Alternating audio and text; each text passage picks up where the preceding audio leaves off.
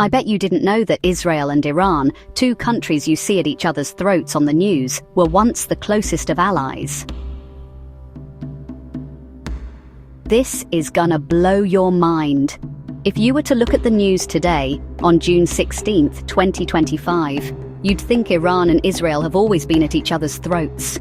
It's all headlines about missile strikes and angry words, a proper scary mess that's got the whole world on edge. But I'm here to tell you something that might sound a bit mad. It wasn't always like this, not by a long shot. In fact, for a good few decades, Iran and Israel were actually proper mates. I know, it sounds like something from a parallel universe, but it's true. They were allies, partners, even friends, sharing secrets and looking out for each other in a really rough neighborhood. Picture this. It's the 1950s, 60s, and 70s. The world is a completely different place.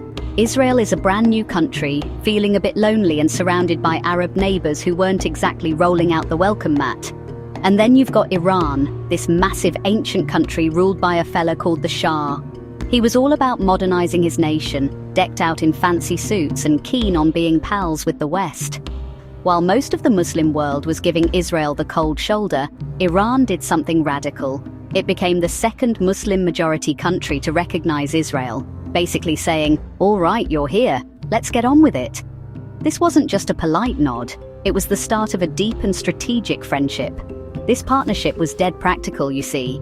Israel had all this amazing new tech, especially when it came to farming in the desert, and Iran had loads of land that could use a bit of that magic. In return, Iran had something Israel desperately needed: oil, loads of it. With Arab nations refusing to sell to them, Iran stepped in and became their main supplier, keeping the lights on and the cars running. They even built a secret pipeline together to get the oil from Iran to the Mediterranean. It was a proper you scratch my back, I'll scratch yours kind of deal. A quiet but solid alliance that worked wonders for both of them. But it went deeper than just business. Their spies were best buds too. Israel's Mossad and Iran's secret police, the Savak, were constantly swapping notes and training together. They had a common enemy in the shape of Egyptian leader Gamal Abdel Nasser, who was all about uniting the Arab world, which made both the Shah and the Israelis a bit nervous. So, they teamed up. It was a classic "the enemy of my enemy is my friend" situation. This alliance, bubbling away under the surface, shaped the entire Middle East for over 30 years. It was a time of cooperation and shared goals, a world away from the bitter rivalry we see today. Now, you can't tell this story without talking about the big lads in the background, America and Britain. This whole friendship between Iran and Israel didn't just pop up out of nowhere. It was all part of a much bigger game, the Cold War. The world was basically split into two teams, Team USA and Team Soviet Union. Both sides were desperate to get as many countries on their side as possible, especially in the Middle East, with all its oil and strategic importance. The Yanks and the Brits were dead set on stopping the spread of communism, so they went looking for allies in the region who felt the same way. And who did they find? Well, Israel was a natural fit.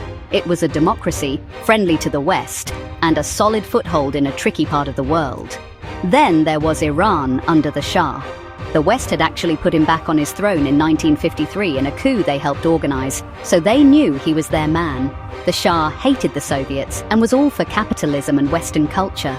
So America and Britain basically became the managers of this new team, encouraging Iran and Israel to get friendly with each other. A strong Iran and a strong Israel, both allied with the West, meant a big wall stopping Soviet influence from spreading south. This strategy was even given a fancy name: the Periphery Doctrine. The idea, cooked up by Israel's first prime minister, was simple. Since all their immediate Arab neighbors were hostile, Israel should make friends with the non-Arab countries on the periphery of the Middle East. That meant Iran, Turkey, and Ethiopia. It was a clever plan to break out of their isolation and build a network of powerful friends. The US and the UK thought this was a brilliant idea. They poured money and weapons into both Iran and Israel, turning them into regional powerhouses that could keep the pro-Soviet Arab states in check. So this wasn't just a simple friendship, it was a cornerstone of Western foreign policy. Secret meetings were held, intelligence was shared between all three parties, the US, Israel, and Iran, and a pact called Trident was even signed between the intelligence agencies of Israel, Iran, and Turkey. It was a proper little club. The West got two strong, reliable watchdogs in the Middle East, and in return, Iran and Israel got security, advanced weapons, and a powerful friend in Washington. It was a win-win for everyone involved in this anti-Soviet crew, a stable arrangement that defined the region for a generation. For decades, this cozy arrangement seemed like it would last forever. The Shah was in charge, the oil was flowing, and the alliance with Israel and the West was rock solid. But underneath the surface, not everyone in Iran was happy. A lot of ordinary people felt the Shah was out of touch, a puppet of the Americans who only cared about getting rich and ignored their Islamic values. And there was one man who became the voice for all that anger, a stern, exiled cleric named Ayatollah Ruhollah Khomeini. From his base in Paris, he sent messages that stirred up a storm back home. Then, in 1979, the storm broke. The Shah, weakened by illness and having lost the support of his people, was forced to flee the country. It was an earth-shattering moment. The Iran that the West knew and loved was gone, literally overnight. In its place rose something completely new, and to them, terrifying: the Islamic Republic of Iran. Ayatollah Khomeini returned from exile to a massive hero's welcome. He didn't just want to change who was in charge, he wanted to change everything about Iran, from its laws to its friends and its enemies. This wasn't just a change of government, it was a full-blown revolution that would turn the entire world upside down. One of the first things on Khomeini's to-do list was to completely rip up the old foreign policy. He saw the world in black and white. America was the great Satan, the root of all evil and corruption. And Israel?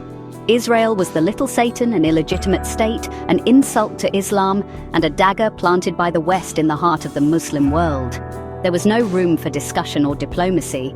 The friendship that had been so carefully built over 30 years was tossed in the bin. The revolution wasn't just anti-Shah, it was fiercely anti-American, and just as fiercely anti-Israel. The change was immediate and dramatic.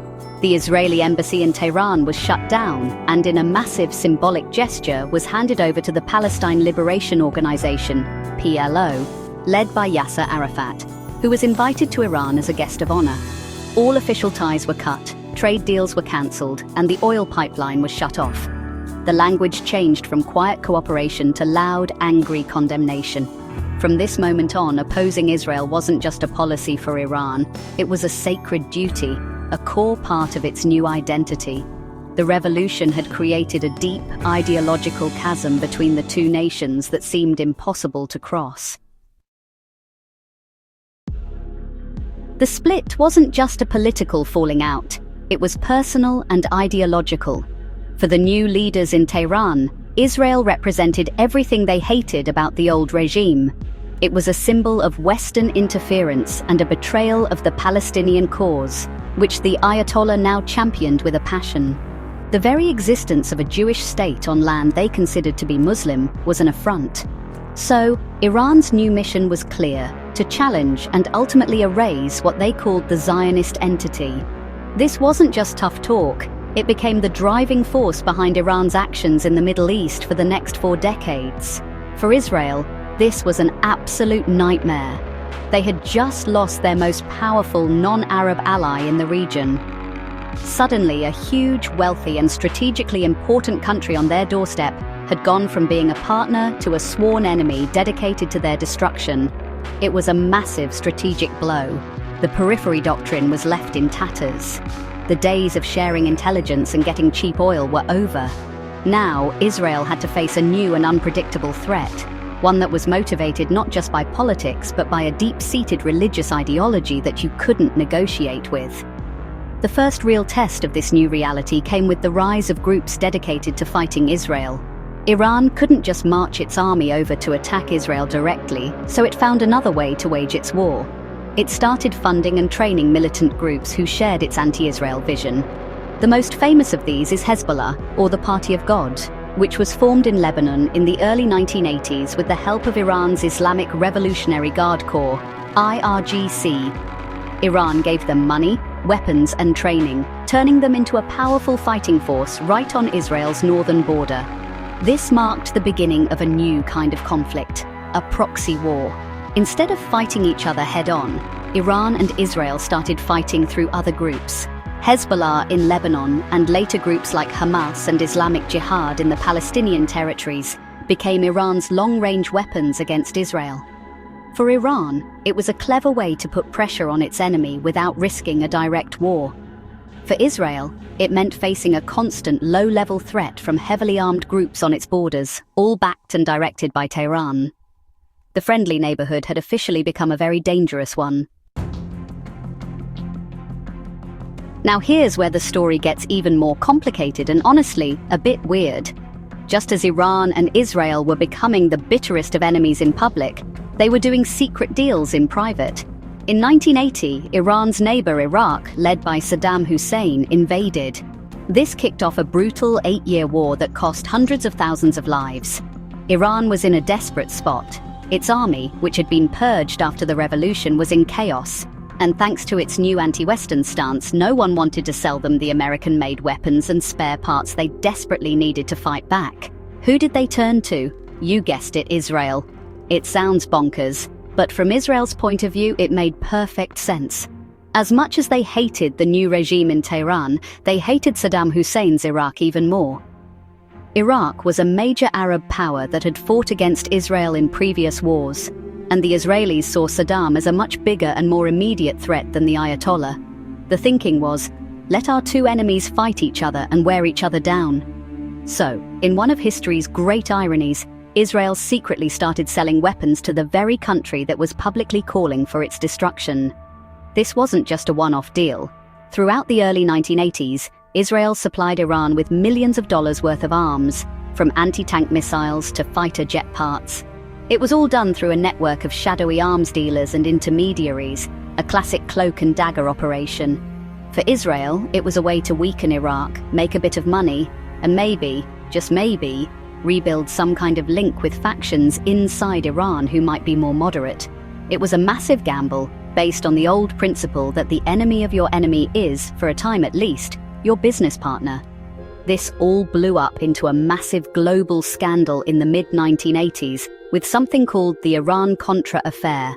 It turned out that the US, under President Reagan, had also been secretly selling weapons to Iran, partly to get them to help free American hostages being held in Lebanon by groups linked to Iran. And Israel had acted as the middleman in some of these deals. When the story broke, it was a huge embarrassment for everyone involved. It showed just how murky and complicated the politics of the Middle East really were, where public declarations of hate could be hiding secret deals based on cold, hard strategic calculations. Once the Iran-Iraq war was over and the secret arms deals had dried up, the real long-term conflict began to take shape. This wasn't a war with soldiers and tanks lining up on a battlefield. It was something new, something spookier, a shadow war.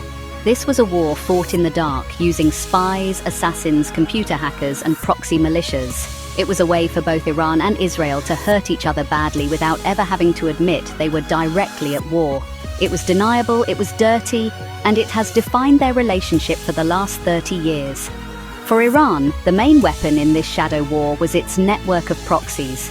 They continued to pour money and advanced weapons into Hezbollah in Lebanon, turning it from a local militia into a powerful army with tens of thousands of rockets pointed at Israel.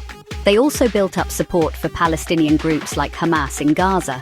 Every rocket fired from Lebanon or Gaza towards an Israeli town was in effect a shot fired by Iran. It allowed Tehran to bleed Israel, keep its military on constant alert, and show the Muslim world that it was the true leader of the resistance against the Zionist enemy. Israel, on the other hand, fought its shadow war with technology and intelligence. As Iran's nuclear program started to become a major concern in the 2000s, Israel decided it had to act. But instead of bombing the facilities, which could start a massive war, they got creative. They are widely believed to have been behind a series of mysterious assassinations of top Iranian nuclear scientists, who were picked off one by one in the streets of Tehran. This campaign was designed to slow down the program and spread fear among Iran's scientific community, a brutal but effective tactic. The most famous move in this shadow war was digital. Around 2010, Iran's nuclear facilities were hit by a super sophisticated computer virus called Stuxnet. This bit of code was like a digital missile. It secretly infiltrated the control systems of Iran's centrifuges, the machines used to enrich uranium, and made them spin themselves to destruction, all while telling the Iranian technicians that everything was running normally. It was a work of genius, and while no one has ever officially admitted it, it's widely believed to have been a joint US-Israeli operation. It set Iran's nuclear program back by years without a single shot being fired. The biggest source of fear in this whole conflict, the one thing that keeps generals and politicians up at night, is Iran's nuclear program. For Iran, having nuclear capability is about national pride, security, and becoming the undisputed top dog in the region. They've always insisted it's purely for peaceful energy purposes, but hardly anyone in the West or in Israel believes them. For Israel, the thought of its most determined enemy, a regime that denies the Holocaust and calls for its destruction, getting its hands on the ultimate weapon is simply terrifying. They see it as an existential threat, something that could wipe their country off the map. This nuclear issue has been the main event in the Israel-Iran saga for over 20 years. It's led to international sanctions that have crippled Iran's economy, tense negotiations with world powers, and a constant drumbeat of warnings from Israel that they will do whatever it takes to stop Iran from getting a bomb. This created a dangerous game of cat and mouse. Iran would build new underground facilities, and Israeli and Western spies would try to figure out what was going on inside them. Iran would install more advanced centrifuges, and Israel would allegedly sabotage them or assassinate their scientists. The tension got so high that in 2015, the world's major powers, including the US and UK, struck a deal with Iran. It was called the Joint Comprehensive Plan of Action, or JCPOA. The deal was simple. Iran would agree to severely limit its nuclear work and allow in international inspectors, and in return, the world would lift the crushing economic sanctions. Many people, especially in Europe, thought this was the best way to avoid a war, but Israel absolutely hated it. Prime Minister Benjamin Netanyahu called it a historic mistake, arguing it didn't dismantle the program but merely paused it, giving Iran a clear path to a bomb in the future, while also filling its pockets with cash. The deal didn't last long anyway. In 2018, US President Donald Trump pulled America out of the agreement, saying it was a terrible deal, and slapped all the sanctions back on, plus more. This was exactly what the hardliners in both Israel and Iran wanted. Iran, feeling cheated, started restarting its nuclear work, enriching uranium to higher levels than ever before, and getting dangerously close to having enough material for a weapon. The shadow war went into overdrive, with mysterious explosions at Iranian military and nuclear sites becoming a regular occurrence. The nuclear clock was ticking again, and the world was watching nervously. For years, the rule of the game was simple. We fight, but we pretend we're not. But recently, that rule has been completely torn up. The conflict has spilled out of the shadows and into the open, with Iran and Israel hitting each other directly. It's a terrifying new chapter, one that started to get serious around 2018. The Syrian civil war had become a new playground for this rivalry, with Iran sending its forces there to prop up President Assad and build a new front against Israel. Israel responded by launching hundreds of airstrikes in Syria, hitting Iranian bases and weapons convoys, making it clear they wouldn't let Iran set up camp on their doorstep. The real tipping point came in April 2024. An Israeli airstrike flattened a building right next to the main Iranian embassy in Damascus, Syria. This wasn't just any building, it was an Iranian consulate, and inside were some very senior commanders from the IRGC, including a top general. For Iran, this was a massive slap in the face. It was a direct attack on what they considered their sovereign territory, and it killed some of their most important military figures. The supreme leader in Iran promised that this would not go unanswered. The world held its breath, waiting to see what would happen next. And what happened next was unprecedented. On the night of April 13, 2024, Iran launched its first ever direct military attack on Israeli territory. More than 300 drones, cruise missiles and ballistic missiles were fired from Iran towards Israel. It was a massive show of force, designed to prove that Iran could and would hit back. But here's the thing, almost all of them were shot down. Israel's amazing air defense system, the Iron Dome and others, worked brilliantly, and they got a lot of help from their mates. The US, the UK, France and even Jordan all helped to intercept the incoming attack. It was a huge defensive victory for Israel, but the story doesn't end there. The conflict has only got hotter. Just last year, on June 13, 2025, news reports claimed Israel launched a massive preemptive strike called Operation Rising Lion on targets deep inside Iran, including near Tehran. The reports said top military chiefs and nuclear scientists were killed, and that nuclear facilities were damaged. Iran, in response, claimed it shot down Israeli jets and launched its own missile strikes on Tel Aviv. While both sides are trying to control the story, one thing is clear. The war is no longer in the shadows. It's out in the open, and it's more dangerous than ever. So here we are, in the middle of 2025, and the situation is about as tense as it gets. The old rules are gone. The quiet nod and a wink friendship of the Shah's era is a distant memory, a bit of history that sounds almost unbelievable now. The shadow war, with its spies and its secret ops, has given way to direct, undisguised military attacks. We've gone from secret handshakes to open warfare, and frankly, nobody knows for sure what's going to happen next. It feels like the whole region is sitting on a powder keg, and the smallest spark could set the whole thing off. The big worry for everyone, from Manchester to Melbourne, is what this means for the rest of us. This isn't just a local squabble. When two powerful, well-armed countries like Iran and Israel go at it, the ripples are felt everywhere. Just look at the price of petrol. Iran has a lot of influence over the Strait of Hormuz, a narrow little bit of water where a huge chunk of the world's oil passes through. Any major conflict there could send oil prices through the roof, which means everything gets more expensive for us, from filling up the car to the price of a loaf of bread. It can affect inflation, interest rates, and government budgets. This conflict also pulls in all the big global players. The United States is Israel's staunchest ally, and it has its own long and troubled history with Iran. Russia and China have been getting friendlier with Tehran. It's a complicated web of alliances that could easily drag other countries into the mess. The recent attacks have seen the UK and France getting directly involved in defending Israel. It's a stark reminder that what happens in the Middle East doesn't stay in the Middle East. A full-blown war between Iran and Israel would be a global crisis. No two ways about it. It's a complicated, tragic, and incredibly dangerous story, this journey from allies to adversaries. It's a mix of revolution, religion, nuclear ambition, and old-fashioned power politics. Understanding how we got here, from those early days of friendship to the missile strikes of today, is the first step to understanding one of the world's most critical conflicts. It's a story that's still being written, and we can only hope for a peaceful final chapter. Thanks for sticking with me. I hope that made things a bit clearer. If you enjoyed this and want more history stories broken down nice and easy, don't forget to give us a like and hit that subscribe button. Cheers!